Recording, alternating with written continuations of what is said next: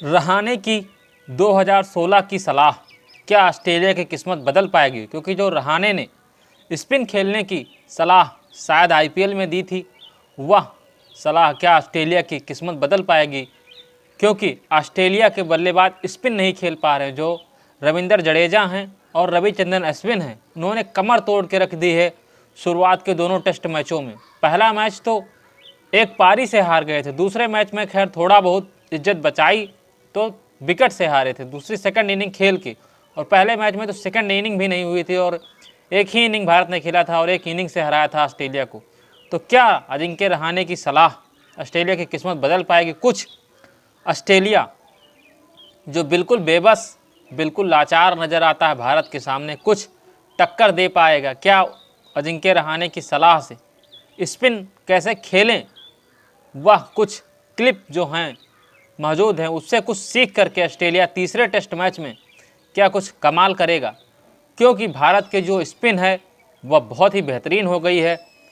जो हमारे रविंद्र जडेजा हैं और रविचंद्रन अश्विन हैं, बहुत बेहतरीन फेंक रहे हैं स्पिन बॉलिंग, और अक्षर पटेल भी बैट से कमाल कर रहे हैं। ज़्यादा स्पिन से तो नहीं कमाल कर पा रहे हैं, लेकिन बैट से कमाल कर रहे हैं। मोहम्मद शमी ज़रूर अपनी बॉलिंग से, स्विंग से प्रभावित कर रहे हैं, बढ़िया काम कर रहे हैं मोहम्मद शमी।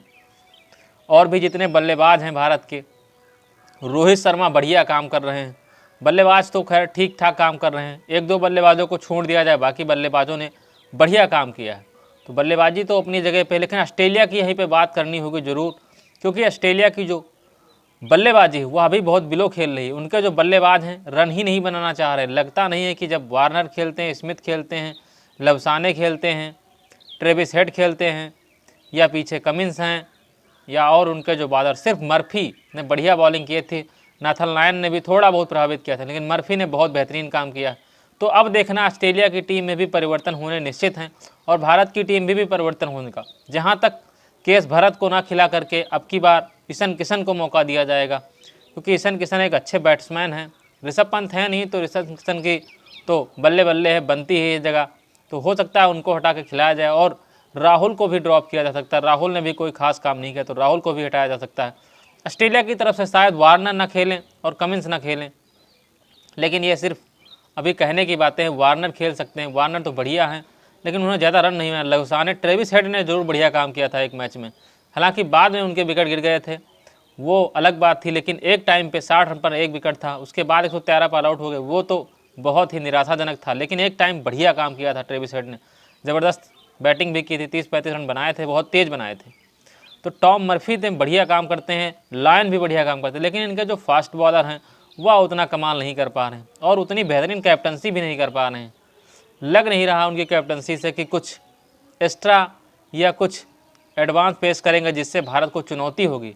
और भारत तो पूरे फॉर्म में, पूरे शबाब में है। भारत के बल्लेबाजी हो, चाहे बॉलिंग हो, चाहे फील्डिंग हो, चाहे एटीट्यूड हो, सारा कुछ बहुत ही बेहतरीन है, जिसकी वजह से भारत लगातार जीत रहा है। और भारत अगर जीतेगा तो आईसीसी जो वर्ल्ड टेस्ट चैंपियनशिप है उसमें भारत का खेलना तय है। ऑस्ट्रेलिया अभी भी शायद नंबर 1 पे है, उसके बाद में श्रीलंका है।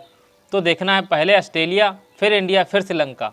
लेकिन अब 2 जो टेस्ट मैच बचे हैं उसमें क्या ऑस्ट्रेलिया कुछ थोड़ा सा भारत को दिक्कत दे सकता है, और अपनी जो इतनी बेइज्जती हो चुकी है उसको कुछ संभाल पाएगा, अपनी लाज बचा पाएगा, और कुछ भारत की बैटिंग और बॉलिंग को कुछ प्रभावित करेगा, जिसकी वजह से ऑस्ट्रेलिया भी थर्ड टेस्ट मैच में कुछ कमाल करे, जिससे लगे कि बराबर की टीमें खेल रही हैं। ऐसा नहीं लग रहा कि ऑस्ट्रेलिया खेल रही है, बहुत ही कमज़ोर, बहुत ही नाजुक ऑस्ट्रेलिया लग रही है, जैसे उसके बैट्समैन सिर्फ आउट होने आते हैं। तो देखना है तीसरे टेस्ट मैच में परिवर्तन होंगे ऑस्ट्रेलिया की टीम में भी। भारत की टीम में इकलौता परिवर्तन हो सकता है, मुझे लग रहा है शायद केएस भरत ना खेलें और उनकी जगह पे ईशान किशन खेलें, और हो सकता है केएल राहुल भी ना खेलें, उनकी जगह पे कोई दूसरा बल्लेबाज खेले।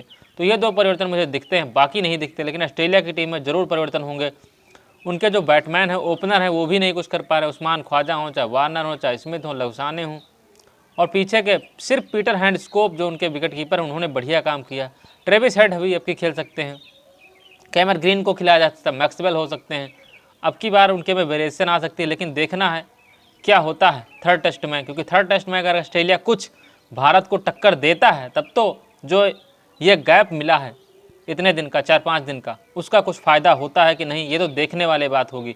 अगर ऑस्ट्रेलिया 300 रन बनाता है तो फिर भारत को कुछ चैलेंज दे पाएगा, लेकिन अगर फिर से वही 150-140 पे ऑल आउट तो फिर ऑस्ट्रेलिया के लिए मुश्किल हो जाएगी। यहाँ से भी थर्ड टेस्ट भी ऑस्ट्रेलिया हारेगा और बुरी तरीके से हारे। तो देखना क्या होगा कि थर्ड टेस्ट में कैसी स्ट्रेटजी के साथ उतरती है ऑस्ट्रेलिया, और कप्तान भी शायद चेंज हो जाएंगे। स्टीवन स्मिथ शायद कप्तानी करेंगे और कमिंस की कप्तानी शायद 2 टेस्ट मैचों में ना हो, तो बड़ा परिवर्तन हो सकता है। और मैक्सवेल भी आ सकते हैं, कैमरन ग्रीन भी आ सकते हैं, बॉलिंग में भी चेंज हो सकते हैं, तो काफ़ी कुछ बदलेगा थर्ड टेस्ट मैच में। भारत में भी बदलेगा, शायद ईशान किशन को मौका दिया जाए और राहुल भी ना खेलें। दो बल्लेबाज तो नहीं खेलने हैं।